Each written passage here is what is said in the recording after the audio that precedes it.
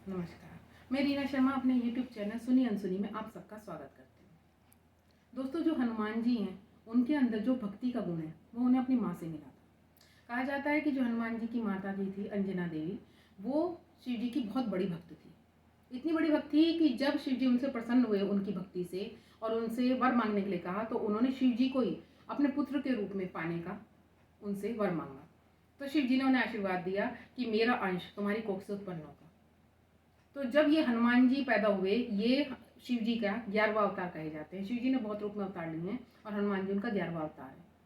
जब विष्णु जी का ये डिसाइड हुआ था कि वो धरती पर जो पाप बढ़ गए हैं उनका नाश करने के लिए राम के रूप में अवतार लेंगे, तो जो जितने भी देवी देवता थे किसी ना किसी रूप में उन्होंने धरती पर जन्म लिया। जैसे जो शेषनाग थे वो लक्ष्मण बन के आए, लक्ष्मी जी सीता के रूप में आई, जो शिव जी थे वो हनुमान जी के रूप में धरती पर अवतरित हुए और उन्होंने अपनी तरीके से सबने राम जी की सहायता करी जो राक्षसों का संहार करने में। जो हनुमान जी थे वो राम जी के इतने बड़े भक्त थे कि जब उनको पता चला कि भाई पता चलता कि भाई राम जी हैं वो इस अब उनका कार्य पूर्ण हो गया है, सब उन्होंने राक्षसों का संहार कर दिया है और अब वो वैकुंठ धाम दोबारा जा रहे हैं वापस, तो वो उन्हें जाने ना देते क्योंकि हनुमान जी तो चिरंजीवी हैं, मतलब उनकी तो मृत्यु हो ही नहीं सकती थी। तो वो राम जी के बिना कैसे रहते।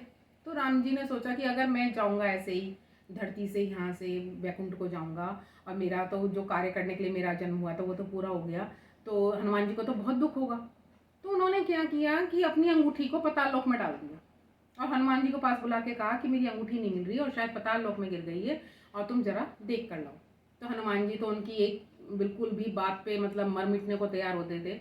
वो तुरंत पाताल लोक में उस अंगूठी को ढूंढने चले गए। अब छोटी सी अंगूठी, पूरे पाताल लोक में ढूंढने में टाइम भी लगता है। उसी पीछे में राम जी ने सरयू में डुबकी लगाई और अपने वो ले लिया, उसमें समा गए सरयू में और वैकुंठ को चले गए, क्योंकि हनुमान जी के रहते ऐसा करना उनका पॉसिबल ना होता।